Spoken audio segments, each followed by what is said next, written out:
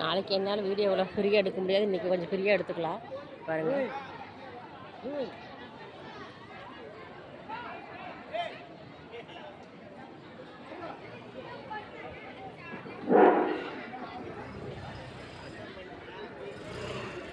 சாப்பாடு வைப்பவர்கள் அவர்களுக்கு தேவையான சாப்பாடு மட்டும் வைக்குமாறு கேட்டுக்கொள்கிறோம்.